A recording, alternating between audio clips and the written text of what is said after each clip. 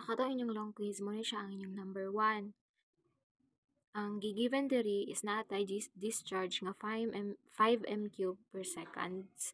Then roughness, which is ang n 0.02, ug ang bottom slope, which is 1 in 800 or 1 over 800. Then ato ang equal ng decimal point. In decimal form niya, so 0.00125. Then ang formula niya nga gamiton nato, so di nato kalimtan.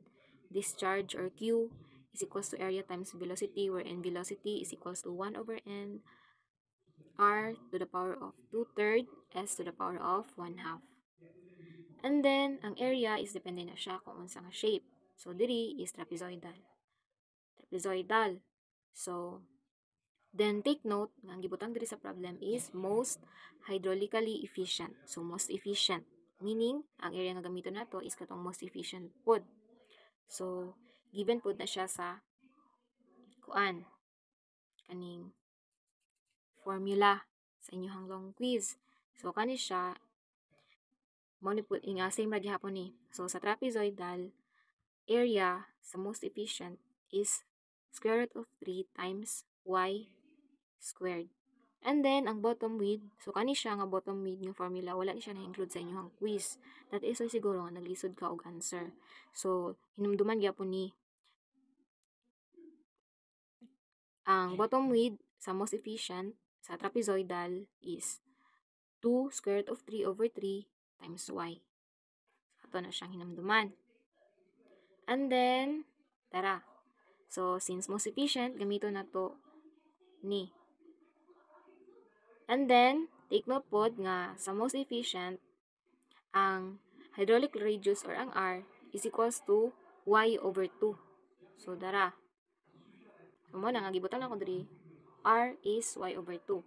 So, sa nakita, ato na dayong input ang mga values nga given. Si Q, si N, og si bottom slope. And then, so sa na-observe nimo, mag-solve for y ta, or pangitaon na to si depth. Kay nga naman, if masolve na nato si y, masolve na po na to si bottom width. Sige, atong kuhaon si y. So, if i-calculate na nato,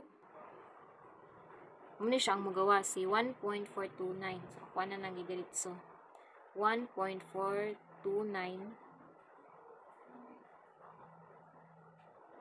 meters. And then, naman tayo y. So, pwede na nato kuhaon ang bottom slope, which is mao ang ginapangita sa problem. So, unsa ganito ang formula sa bottom slope? So, di ba, ang nakaingon nito sa ang formula sa bottom slope sa most efficient sa trapezoid is 2 square root of 3 over 3 times y. Nakuha naman nato ang depth or ang y. So, ato ang kuhaan si bottom slope. B is equals to 2 square root of 3. So, square root of 3 over 3 times 1.429 meters.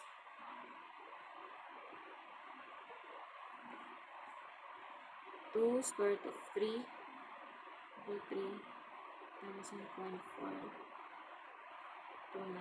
So, 1.65 or 1.650 meters ang ato ang bottom slope.